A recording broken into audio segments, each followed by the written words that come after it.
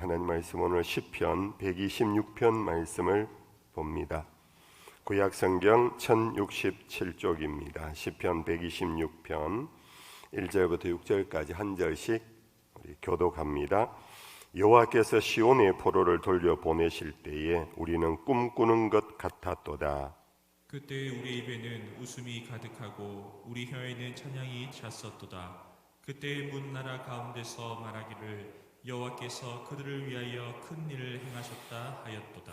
여호와께서 우리를 위하여 큰 일을 행하셨으니 우리는 기쁘도다. 여호와여 우리의 포로를 남방 시내들 같이 돌려 보내소서. 같이 봅시다. 눈물을 흘리며 씨를 뿌리는 자는 기쁨으로 거두리로다. 울며 씨를 뿌리러 나가는 자는 반드시 기쁨으로 그 곡식단을 가지고 돌아오리로다. 아멘. 이 새벽에 여러분들 오셔서 고맙습니다. 새해를 열면서 기도로 시작하는 귀한 믿음 우리가 갖고 함께 범어교회 식구가 되었다라는 것 너무나 기쁘고 고맙습니다. 여러분들의 짧은 기도 시간일지 모르지만 여러분들의 기도가 믿음 안에서 드려지고 또 말씀 안에서 받은 또 감동, 교훈들을 붙잡고 이 안에 승리하는 우리 모두가 되시기를 축복합니다. 오늘 이 본문의 말씀의 시작을 이렇게 합니다. 여호와께서 시온의 포로를 돌려보내실 때에 우리는 꿈꾸는 것 같았도다.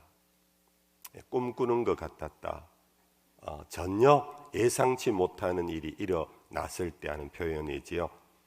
정말 어떤 합리적인 이유도 끌어당길 수 없는 이 일이 이루어지기 위해서는 이런 이유가 있어서 이런 어떤 원인이 있었던 거야 하는 것이 전혀 없는 상태에서 어떤 결과가 너무나 좋은 결과가 나왔을 때 꿈꾸는 것 같다.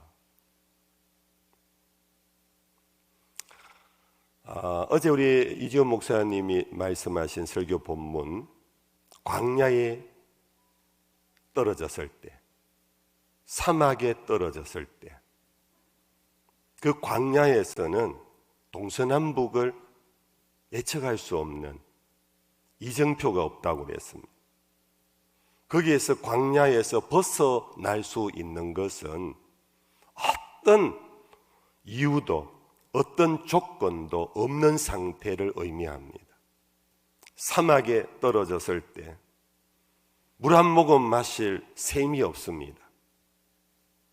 거기에서 물을 찾는다라는 것은 하늘이 터지지 않는 이상 정말 불가능한 상황에서 하나님이 광야에 길을 내어주시고 사막에 강을 내어주시는 그것을 일컬어 여호와께서 우리를 위하여 새 일을 행하셨도다. 바로 이런 일이 일어났을 때 바로 꿈꾸는 것 같아요. 광야에 어떤 길도 보이지 않고 이정표도 보이지 않고 어디로 가야 할지 모르는데 길이 쫙 나는 거예요. 내가 가야 할 길이 보이는 거예요. 그럴 때 꿈꾸는 것 같은 거지요. 사막에 목말라 정말 그 사막의 약볕 속에서 이제는 곧 죽었다 싶었는데 어디에선가 쫄쫄쫄 흘러내리는 물소리가 들리는데 가까이 가 보니까 또랑 정도도 아닙니다. 강이 흘러 내려가는 것을 볼 때 이 꾸미가 생시가 바로 이 일을 누가 행하셨다고요? 여호와께서 우리를 위하여 행하셨다. 오늘 이스라엘 백성들의 상황은 바벨론에서 70년간 포로 생활을 하던 막바지였습니다. 나라를 떠나서 타지에서 산 것이 7개월도 아니고 7년도 아닙니다. 70년입니다. 우리 일제강점기에 36년을 보내면서 우리말을 못 서게 했습니다. 창시개명으로 우리의 성을 못 서게 했습니다. 이제는 우리 민족의 역사는 끝났다고 생각했던 그것도 36년간에 이루어진 건데 이스라엘 사람들은 70년의 막바지에 정말 모든 것이 끝난 거예요. 이제 우리는 우리는 하나님의 백성으로서 이제 언약은 끝났고 이제 우리에게는 희망이 없다 할 그때에 바벨론에 큰 변란이 일어났어요. 그게 뭐냐 하면 동쪽에 있는 페르시아가 침공해 온 거예요. 페르시아는 지금의 이란, 이라크에 거주하는 민족입니다. 그것이 서진을 하면서 바벨론을 점령해 버렸어요. 여러분들 포로 생활하는 사람들에게 자기가 살고 있는 나라가 안정된 것만 해도 그래도 먹고 살 수 있는 상황인데 이 나라가 전란에 휩싸여 버려요. 그 나라 바벨론 사람들도 살기 어려운데 포로로 간 사람은 정말 끝난 거예요. 희망이 없는 거예요. 근데 이 페르시아의 왕 고레스가 바벨론을 다 점령한 다음에 칙령을 내렸어요. 그게 뭐냐 하면 이 땅에 살고 있는 모든 이방인들은 자기 나라로 돌아가라. 소위 말하는 고레스의 자유령이 떨어졌어요. 바벨론은 제국을 형성한 다음에 제국의 통치술이 뭐냐 하면 각처에 있는 젊은이들을 자기 나라로 끌어모았어요. 그래서 바벨론 제국을 세워가려고 했어요. 근데 페르시아의 고레스는 그러지 아니하고 자기 나라로 돌려보낸 다음에 그들의 종교를 인정했고 그들의 언어를 인정하고 그들의 문화를 인정하면서 총독을 보내어서 식민 정치를 한 것이 페르시아의 아주 중요한 변화였어요. 정말로 기대하지 않았던, 오히려 이제는 끝났다, 끝의 끝이라고 생각했던 유대인들에게는 꿈꾸는 일이었던 거예요. 그것이 바로 오늘 1절이에요. 여호와께서 시온의 포로를 돌려보내실 때에 우리는 꿈꾸는 것 같았도다. 전혀 1도 원인도 없고 이유도 없고 조건도 없는 해방의 선언을 받았던 거예요. 이것을 두고 이사야 선지자는 이미 70년, 80년, 100년 전에 하나님의 영의 감동 속에 장래일을 예언한 적이 있어요. 이 고레스 임금에 대한 예언이 있었는데 이 고레스를 일컬어서 이사야 44장 28절에 보면은 그는 내 목자라. 이방의 왕을 하나님께서 당신 백성을 이끌 목자라고 표현했어요. 그리고는 이사야 45장 1절에 그는 기름 부음을 받은 고레스라. 기름 부음 받았다라는 것은 이스라엘에게 왕, 선지자, 제사장이거든요. 그러니까 이방 왕에게 하나님은 당신의 왕으로 기름 부었다는 거예요. 누구를 위하여? 당신의 백성 이스라엘을 위하여. 이조차도 이거는 1도 불가능한 일이에요. 이스라엘 사람들은 이방인은 개같이 여겼고 이방인들 비록 그들은 큰 나라고 자기는 작은 나라고 그들은 지배자고 자기들은 노예이면서도 불구하고 이스라엘의 자긍심은 그들을 개처럼 여긴 것이 이스라엘의 혼이었거든요. 그런데 그 나라의 임금을 두고 여호와의 목자라 부르고 여호와께서 기름 부은 받은 자라고 이사야는 이미 예언을 했어요. 그러면서 이사야 45장 6절에 이러한 일이 일어나는 일을 이렇게 표현했어요. 우리 같이 한번 읽어볼까요? 이사야 45장 6절입니다. 같이 한번 읽어볼까요? 네, 제가 읽어드릴게요. 해 뜨는 곳에서든지 지는 곳에서든지 나밖에 다른 이가 없는 줄을 알게 하리라. 나는 여호와라, 다른 이가 없느니라. 우리 같이 한번 읽어볼까요? 해 뜨는 곳에서든지 지는 곳에서든지 나밖에 다른 이가 없는 줄을 알게 하리라. 나는 여호와라, 다른 이가 없느니라. 이것은 정말 이스라엘의 선지자의 신학이었어요. 선지자는 앞을 내다보는 하나님의 마음을 받아 하나님의 말씀을 전하는데, 이 하나님의 그릇이라고 표현은 좀 이상합니다만, 하나님의 폭이 뭐냐? 가나안 땅에 있지 않다라는, 히브리인 안에 갇혀 있지 않다라는 것. 이사야 선지자의 신학은 우리가 믿는 우리의 하나님은 해 뜨는 곳에서부터 해 지는 곳까지 그분밖에 없다. 세상에 어떤 신도 없다. 세상에 어떤 종교라는 것이 있고 신이라 불리는 것이 있지만은 참 신은 여호와 그분 한 분밖에 없다. 할렐루야. 여러분들, 이것이 돌아와서 바로 하나님은 이방 왕도 당신의 종으로 사용하신다. 왜? 당신의 백성을 위하여 하나님은 도구로 사용하시는 전권을 하나님이 갖고 계시기 때문이다. 정말 이스라엘 내부에서는 어떤 일에 조건도 없습니다. 가능성도 없습니다. 히브리 사람 안에서는 정치가도 없고 경제가도 없고 어떤 군사의 지도자도 없습니다. 그런데 이 일을 이루기 위하여 하나님은 너무나 뜻밖의 이방의 왕을, 페르시아를, 바벨론을 침공하게 하고 그 고레스를 이스라엘의 목자로 삼으시고는 이스라엘을 너희들은 예루살렘으로 돌아가라, 너희들은 약속의 땅으로 돌아가라라고 칙령을 발표하는 하나님의 도구로 사용하셨다. 성도 여러분들, 오늘 우리가 살아가는 우리의 삶 속에 나의 도움이 어디서 올고, 나의 도움이 어디서 올고, 나의 이 처지, 이 문제를 해결해 줄 자가 아무도 보이지 않는, 내 남편도 안 되고 내 아내도 안 되고 내 부모도 안 되고 내 자식도 안 되고 나의 친인척도 안 되고, 내가 믿을 만한 모든 사람을 돌아봤을 때 나의 이 문제를 해결해 줄 나의 도움이 없을 때가 있습니다. 그럼에도 불구하고 우리는 하늘을 향하여 기도해야 합니다. 왜? 하나님은 뜻밖의, 우리가 상상치도 못한, 예상치도 못한 사람을 통하여 하나님은 우리의 기도에 응답하시는 분이기 때문입니다. 정말 내 인생에 해뜰 날이 오겠나?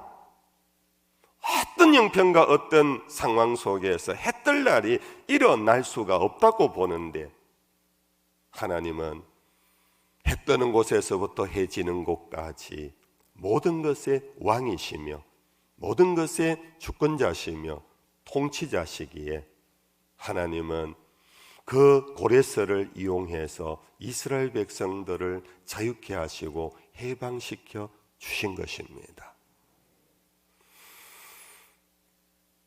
저에게도 꿈꾸는 것 같은 일들이 제 인생에 더러더러 많았습니다. 여러분들, 오래 다닌 교인들은 아실 겁니다. 제가 해외에 나가서 공부하리라는 생각은 전혀 없었습니다. 그런 조건도 하나도 없었습니다. 어떤 합리적인 환경도 없었습니다. 오늘날 갑자기 제가 섬기는 교회 담임 목사님이 장 목사 집에 신방 좀 가야 되겠다. 갑자기 담임 목사가 부목사 집에 신방을 오는데요. 이 자체가 이상한 일이었어요. 무슨 일이지? 나보고 나가라 하는 건가? 근데 오셔가지고 갑자기 성경을 하나 펼치고는 읽으시고는 기도합시다, 장 목사님. 그러고는 기도의 내용이 제가 전혀 생각지도 못한 기도를 술술술 하시는 거예요. 기도를 마치고 하시는 말씀이, 장 목사 6개월 기회를 줄 테니까 공부해서 미국 나가라. 여러분들, 정말 꿈꾸는 것 같았어요. 저는 그 꿈을 꾼 적이 없어요. 왜? 하나의 조건도 없었으니까. 그래서 어쨌든 목사님 말씀은 하나님 말씀이다. 옛적에는 그랬거든요. 우리 여기 어린 학생들이요, 여러분들도 그런 믿음이 있기를 바랍니다. 목사님은 또 라떼 설교를 하는데, 정말 옛적에 우리가 어릴 때는요, 목사님 말씀은 하나님 말씀이었어요. 그래서 아멘. 그러면서도 제 속으로는 제가 전혀 준비 안 했는데 영어 토플 지금 6개월 안에 어떻게 550을 맞겠네. 요즘 성적 제도하고 달라요. 그때 550을 맞아야 어드미션을 받아요.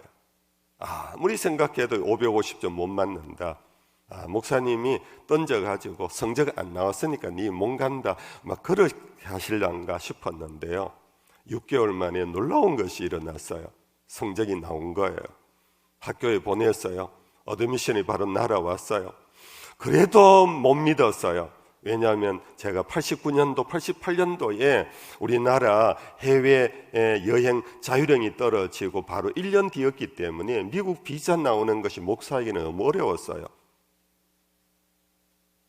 근데 대사관에 갔는데 바로 그 자리에서 바로 비자 도장을 찍고는 일주일 뒤에 우편으로 보내겠다. 정말 꿈꾸는 것 같았어요. 그때 제가 마음에 믿었던 것이 있습니다. 이것이 하나님이 하시는 일이구나. 이것은 그 누구의 일도 아니고 하나님이 하시는 일이 이렇게 전개되는구나. 부족한 종이 그때부터 하나님의 인도하심이라는 것을 확실하게 믿었어요. 하나님의 인도하심은 조건과 여러 가지 여건과 환경 때문에 가는 것이 아니라 전혀 생각지도 못한 일 속에 하나님은 그렇게 인도하시는구나. 우리 이지훈 목사에게 죄송한데요. 이지훈 목사도 지금 꿈꾸는 것 같을 거야. 여러분들 아시잖아요. 우리가 청빙위원회를 해서 8분 중 8분 가장 좋은 정말 훌륭한 목사님 8분을 추천받아 그 가운데 3분으로 압축해서 3분을 두고 우리가 설교를 듣고 그때 우리 이지훈 목사가 탈락됐던 사람, 이제 끝났다고 생각했던 사람. 근데 어느 날 갑자기 전화가 와가지고 목사님 설교 하나 준비해갖고 올 준비하십시오. 그때부터 아마 가슴이 뛰기 시작했을 겁니다. 모든 것이 끝났다고 생각하는 그때 뜻밖의 이 과정 얘기는 안 하겠습니다. 어쨌든 하나님이, 그래서 제가 그렇게 표현해서 여러분들이 목회서신에 우리가 생각지도 못한 하나님의 인도하심이 있는 것 같다고. 사랑하는 성도 여러분들, 우리나라가 일제강점기에서 해방받은 것도 그런 것 아닙니까? 어느 날 갑자기 라디오에서 터져 나온 것이 일본 천황의 항복선언이었습니다. 우리나라가 해방을 이루기 위하여 물론 만주에 우리 광복군이 있었습니다. 그 광복군으로 일본을 물리쳤다고, 그래서 우리가 광복했다고 말할 수는 없는 것 아닙니까? 정말 우리나라가 정말 이제는 끝났다고 생각하는 그때에 미군을 통하여 나가사키와 히로시마에 원폭이 떨어지고 순간 일항은 항복을 선언하고 모든 조선에 있는 일본 사람들을 철수시키면서 이 나라가 태극기를 휘날리면서 여러분들 이 나라가 대한민국을 건국하게 된 것 아닙니까? 정말 꿈꾸는 것 같은 일들이 우리 인생 속에 일어나요.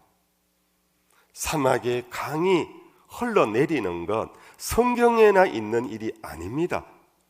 광야에 길이 나는 거 그거는 전설과 같은 일이 아닙니다. 여러분들 이 새해를 열면서 한번 따라합시다. 주여, 우리에게도 꿈을 꾸게 하옵소서. 성도 여러분들, 이것은 기복신앙이 아닙니다. 이것은 역사에 일어났던 일들입니다.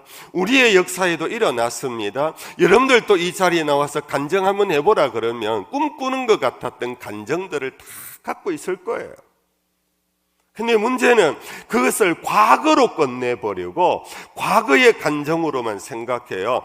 그런데 오늘 우리 앞에 있는 이 광야에서는 새로운 길을 더 이상 희망하지 않고 있는 것이 우리들의 문제 아닐까요? 전에는 그런 일이 있었어. 전에는 그랬어. 그런데 이제는 더 이상 희망이 없다라고 생각하는 이때 하나님은 여전히 하늘에서 웃고 계십니다. 우리를 향한 놀라운 계획을 갖고 계십니다. 놀라운 하나님의 뜻을 이미 세우고 계십니다. 여러분들, 우리의 인생 이것이 끝이 아닙니다. 여러분들의 삶의 어떠한 상황이다 할지라도 그것이 끝이 아닙니다. 이 땅에 호흡을 하는 순간 그날까지 하나님은 우리를 향한 놀라운 계획을 갖고 있음을 믿으십시다. 여러분들의 상황이 지금 어떤 정말 절망 속에 있을지라도 하나님은 우리에게 꿈을 꾸게 하시고 그 꿈이 이루어지는 그날까지 우리를 떠나지 아니하시고 우리의 목자가 되어 우리를 푸른 조지한 쉴만한 물가로 인도해 주실 것입니다. 우리는 꿈에 관하여 말씀을 찾을 때 여러 구절을 찾을 수 있지만 가장 대표적인 것이 목사님 이런 꿈은 그냥 꾸면 됩니까? 여러분들, 그냥 우리가 꾸면 되는 건 아닙니다. 이 꿈은 하나님의 꿈입니다. 사실 우리의 꿈이 아닙니다. 우리가 잘 아는 여러분들 빌립보서 말씀 2장 13절 말씀 우리 같이 한번 읽어보겠습니다. 같이 읽어봅시다. 너희 안에서 행하시는 이는 하나님이시니 자기의 기쁘신 뜻을 위하여 너희에게 소원을 두고 행하게 하시나니. 우리 안에서 행하시는 분이 하나님이십니다. 우리 안에 소망을, 꿈을 갖도록 하는 분도 하나님이십니다. 근데 그 꿈과 소망은 우리의 욕망이 아닙니다. 우리의 야망이 아닙니다. 다른 사람들 잘 되는 것 보고 나도 저렇게 되게 하옵소서, 그것이 우리의 소망, 우리의 꿈이 아닙니다. 우리 속에 심어주시는 소망과 꿈은 하나님의 기쁘신 뜻입니다. 하나님의 기쁘신 뜻을 위하여 우리에게 소원을 두게 하십니다. 우리에게 꿈을 갖게 하십니다.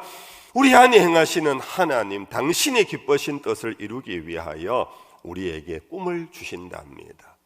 그러므로 여러분들, 믿음으로 주여 주의 꿈을 얻게 해 주시옵소서. 한번 따라합시다. 주여 주의 꿈을 갖게 해 주옵소서. 주의 꿈을 갖게 하여 주옵소서. 특별히 우리 어린 자녀를 갖고 있는 우리 부모님들, 오늘 자녀들 잘 데리고 오셨습니다. 여러분들, 이 아이들에게 여러분들 꿈을 심어줄 때, 야야 네 친구 가은은 몇 점이고 1등급 아니가, 가은은 어떤 상도 받았고 이러면서 여러분들 너무 옥죄지 마십시오. 아이들은 그러면 더 힘들어져요. 어머님이, 아버님이 기도하시면서 하나님이 너를 향하여 놀라운 꿈을 갖고 있단다, 하나님이 너보다 너를 더 사랑한단다, 하나님이 너보다 너를 더 존귀하게 여긴단다. 우리 부모님들이요, 이 자녀들뿐만이 아닙니다. 요엘 선지자를 통하여 하셨습니다. 말세에 내가 내 영을 부어주리니 남종과 여종에게 부어주리니 너희 어린아이는 예언할 것이며 너희 청년들은 환상을 볼 것이며 너희 늙은이는 꿈을 꾸리라. 성령이 임하면은 어린아이에서부터 노년에 이르기까지 다 예언을 하고 환상을 보고 꿈을 꾸는 거예요. 여기에는 나이에 상관없습니다. 남녀노소에 상관이 없습니다. 중요한 것은 주의 영이 임하면은 꿈을 꾸는 거예요. 주의 영이 임하면 그 꿈에 대하여 사모하는 거예요. 주의 영이 임하면은 정말로 사막에서도 강을, 아직은 보이지 않지만은 이미 믿음의 눈에 보게 되는 거예요. 광야에서 벌써 길이 보이는 거예요. 그 믿음으로 나아갈 때, 그래서 의인은 오직 믿음으로 말미암아 산다라는 것입니다. 여러분들, 이 한 해 시작하면서 우리에게 이런 거룩한 믿음의 역사가 일어나기를 축복합니다. 믿음 안에 주여 당신의 영이 내 안에 있사오니 주여 그 영이 나에게 꿈을 주시옵소서. 어린 우리 자녀가 예언이라는 것이 뭡니까? 앞날에 대한, 장래에 대한 자기의, 하나님이 나를 향한 그 인도하심에 대한 예언입니다. 믿음의 아이는 그것을 가져요. 믿음의 청년은 아예 환상을 보듯이 보아요. 노인들도 꿈을 꿔요. 이 한 해 정말 꿈이 있는 한 해가 되기를 축복합니다.